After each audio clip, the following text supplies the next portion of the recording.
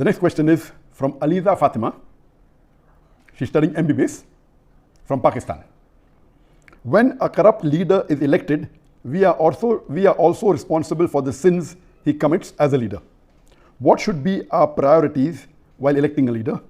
In today's circumstances, when we cannot find a loyal and honest leader, what should we do?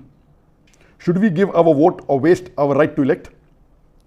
A similar question is posed by Majid Khan from Hyderabad, India. What are the qualities which we should look for in today's age for selecting a leader for the Muslims?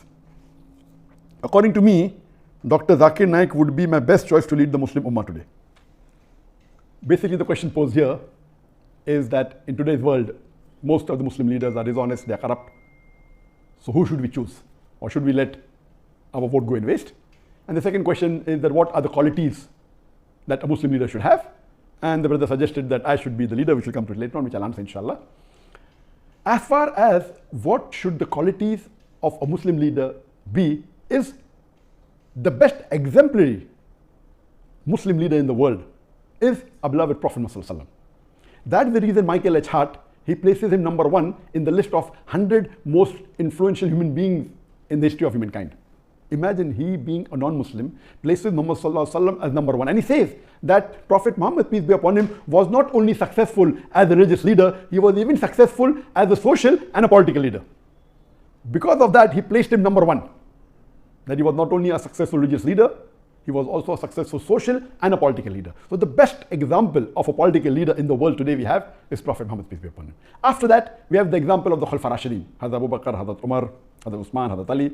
They are best examples for us after the Prophet. And that's the reason Michael H. Hart, he places Umar al-Khattab, radiallahu anhu, may Allah be pleased with him, as number 51. Because he was a very successful leader.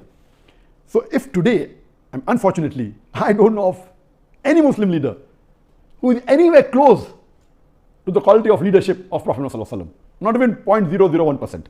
Leave aside that, not even close to Hazrat Umar radiallahu anhu. Umar bin Khattab, mashallah, he was so successful that he expanded the rule of the Muslim empire, mashallah. And if you read his seerah, you will find the example how a Muslim leader should be. Unfortunately today, none of the Muslim leaders, we have about 56 to 57 countries in which majority of the people are Muslims. In some country 100%, some more than 95, some more than 90, some more than 50%. There are about 57 countries in the world out of a little bit more than 200 countries. That means more than 27% of the countries in the world. There are countries in which Muslims are in majority. Unfortunately, none of these leaders are anywhere close to Umar al-Khattab radiallahu anhu. Nowhere close. And if you read the seerah of Hazrat Umar, may Allah be pleased with him, he told his family that if any of my family members break any of the rules, they will get double punishment. Because the family of a caliph should be following the rules much more than others. If they break any rule, they will get double punishment. And you have several examples. Unfortunately, we find today that most of the Muslim leaders, they are more, as the sister rightly asked the question, that most of them are corrupt. Most of them are dishonest. They are involved more in making money for themselves, unfortunately. Just let me give you an example of Hazrat Umar radiallahu anhu. That when he was the Khalifa, he had 2 of his sons, Abdullah and Ubaidullah, may Allah be pleased with them both. When they went to the governor of Basra, when they were passing Basra, the governor called them and he was very happy to meet them. He said, what can I do for you? Then he said, why don't you give this amana to Amirul Mu'minin, to your father, then Umar al-Khattab radiallahu anhu. But I give you permission that on your way you can utilize the money for business, and when you get the principal amount back, keep the profit, and you can give the principal amount back to Amirul Mu'minin. So both the sons of Umar radiallahu anhu, they take the money and on the way they do business and they get a huge profit, and they go and give the principal amount to their father Amirul Mu'minin, and they say this is what the governor of Basra said and this is the amana. So Hazrat Umar was angry and he asked his sons that did the governor give this money to somebody else? They said no. So how come he has given it to you? So Umar radiallahu anhu commanded to his sons that give the principal amount as well as the complete profit. Give everything to Baitul Mal. Then the people who were close to Hazrat Umar radiallahu anhu, the other Sahabas, they told that this is a business deal and the permission was given by the governor. So what is their fault? And if it's a business deal, we're allowed to do that. So finally, after a lot of discussion, when they said that he should change his ruling, then Hazrat Umar radiallahu anhu said, okay, fine. give 50% of the profit to the Baitul Mal. So we see he was so strict, and he made it a law that any of his governor, before they appointed, he checks their wealth. And once they relieve the post, he checks their wealth again. And he allows only a small percentage of increase. Anything more than that, he said, give it to Baitul Mal. Not that he accused them of corruption. No. He said that means even if you spend more time in the worldly affairs, you're not fit to be a governor. If you want to be a governor under my rule, you have to give your pure time to your duty. Even if you make money, honestly, that is not your purpose. Unfortunately, we see today in the Muslim Ummah, most of the Muslim leaders, they are far away from the deen. If you just take the basic concept of Salah, I believe more than 50% of the Muslim leaders, they may not be offering 5 times Salah in congregation. There may be a handful, just a small percentage who may be offering 5 times Salah, that also in a congregation. So unfortunately, the state of the Muslim Ummah today, we have gone far away from the Quran and Sunnah. That's the reason we have today, that the situation that the Ummah is in today, because we have gone far away from the Quran and the Sunnah, we have gone far away from the teachings of Allah subhanahu wa ta'ala and the teachings of beloved Prophet Muhammad sallallahu alaihi wasallam. And I do agree with the sister, that today unfortunately, the choice that we have is so limited. And unfortunately, most of them would not fit the criteria of how a Muslim leader should be as per the Quran and Sunnah. So what should we do in this situation? What we have to do is that we have to select the best of the worst. And if we analyze, as I mentioned, that almost all the leaders, they don't have the qualities that a true Muslim leader should have, like Hazrat Umar radiallahu anhu, or even a small percentage, not even 2% of the quality of Hazrat Umar radiallahu anhu. So what we have to do, we have to select the best of the worst. And I do agree with the sister, that almost all of the Muslim politicians, they are corrupt, whether it be financially, whether it be with Iman, they are, almost all. There may be 1 or 2 or 3 exceptions to the rule. So what should we do in this situation? As I mentioned, we should select the best of the worst. Number 1, according to me, is that select that Muslim leader who is becoming a leader on the Islamic card. That he's proud to be a Muslim, and he says that I'm proud to be a Muslim and I will uphold the Islamic law.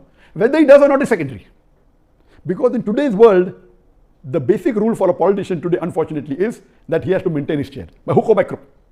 It may go against his set of rules, it may go against his deen, it may go against his family. As long as he is sitting on the chair, he's happy. So he will do anything to maintain his chair.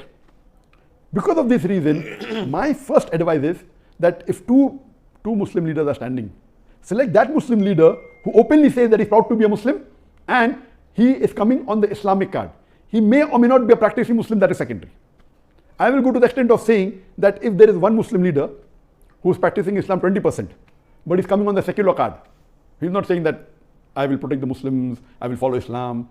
And there is another Muslim leader who's following 10% of Islam, but he's coming with the Islamic card. He's openly saying that I will protect the religion of Islam, I will protect the Muslims. Better select the person who's following 10% Islam as coming with the Islamic card, rather than the other Muslim leader who's following 20% and is not coming on the Islamic card, because the person who's not coming on the Islamic card will not go out of his way to follow the Islamic principles, because that was not his trump card to win the election. Whereas the other Muslim leader, who may not be following Islam as much as the other person, both are below average, but at least because he's come with the Islamic card, he will see to it that he'll make more masajid. He may not pray Salah, but he'll see to it he will make more masajid, more mosque. He will protect the law of Islam. He will help the Muslim, because his trump card to win the election was the Islamic card. This is a very key point. Unfortunately, and we know, as the sister rightly said, that majority, almost all are corrupt.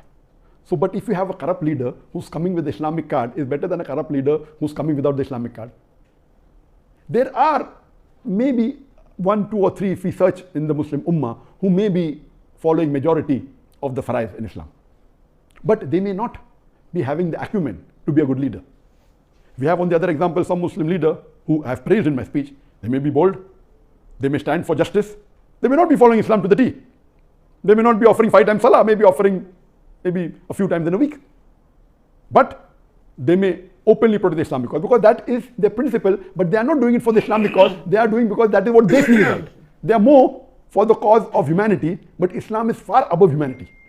So because of that, they may bring a voice in the international media, but their practice may not be Islamic. So such leaders may benefit in one particular aspect of Islam to the Muslim Ummah, but on the other hand, they may be a danger. So that is the reason I personally prefer that you select those Muslim leaders who, number one, are proud to be Muslims. Unfortunately, when you look at the Muslim leaders, most of them, they're not following the Sunnah. I'm giving a small example of keeping a beard. It's not a big thing. To keep a beard doesn't take any effort. But our beloved Prophet Muhammad said, it's mentioned in Sahih Bukhari, in volume number 7, hadith number 5892, that the Prophet said that do the opposite of what the mushriks do, what the unbelievers do.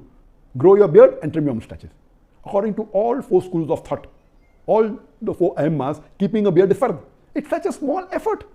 But yet, unfortunately, majority, more than 75% of the Muslim leaders who are men, they don't have a beard. Why?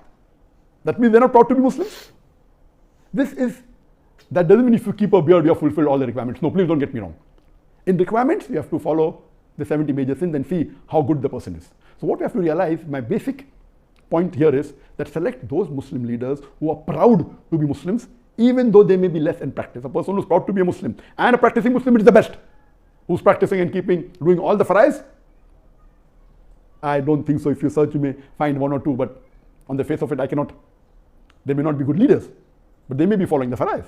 So here, see to it that you elect those who are coming with the Islamic card and those who are proud to be Muslims and present themselves as Muslims, are not shy when they meet the non-Muslim leaders. They're not shy to present themselves as Muslims.